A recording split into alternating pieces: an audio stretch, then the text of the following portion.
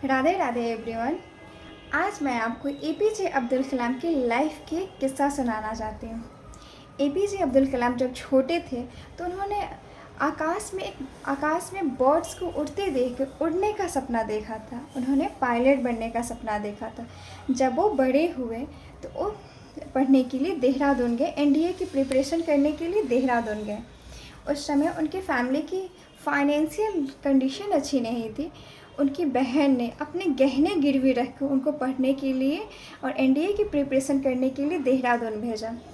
उन्होंने बहुत ही मेहनत करके एनडीए की प्रिपरेशन की, बट जब रिज़ल्ट आया तो उसमें वो क्वालिफाई नहीं हो पाया।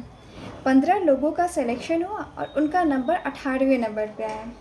वो काफ़ी उदास हुए, इतना मेहनत करके उन्होंने एनडीए की प्रिपरेशन की थी और उनका एक सपना था, उड़ने का उन्होंने सपना देखा था और वो सपना उनका टूट गया।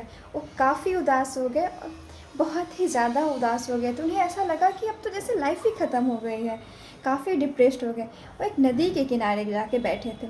उस समय एक बहुत ही ज्ञानी पुरुष वहाँ आए। उन्होंने देखा है कि इंसान, एक बच्चा है जो काफ़ी उदास है, एकदम बहुत ही उदास है। उन्होंने उन्हें बुलाया और पूछा कि बताओ बच्चे, तुम्हें क्या हुआ है। एपीजे अब्दुल कलाम ने सारी बातें बताई कि मैंने रामेश्वरम से देहरादून एनडीए की प्रिपरेशन करने आया था, इतना मेहनत किया, फिर भी मेरा सिलेक्शन नहीं हुआ। उन्होंने कहा कि आप बताओ, क्या मैं इस लायक भी नहीं कि ईश्वर मुझे एक जॉब तक दे सके, एक नौकरी दे सके? क्या मैं एक नौकरी के लायक भी नहीं? उस ज्ञानी महात्मा ने कहा कि ऐसा बिल्कुल नहीं है कि ईश्वर ने तुम्हें ये नौकरी इसलिए नहीं दी क्योंकि वो तुम्हें देना नहीं चाहते थे। ईश्वर ने तुम्हें ये नौकरी इसलिए नहीं दी क्योंकि वो तुम्हें किसी और बड़े काम के लिए सहेज के रखना चाहते थे, किसी और बड़े काम के लिए तुम्हें बनाया है।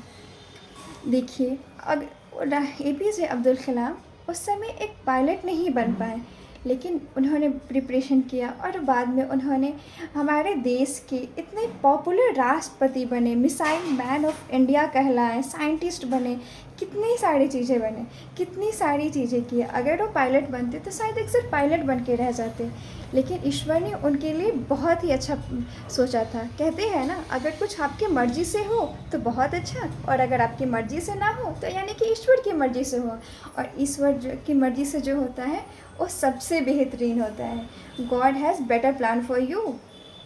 तो गॉड के प्लान पे भरोसा कीजिए और अपना मेहनत करते रहिए। हम सब के साथ भी तो ऐसा ही होता है ना।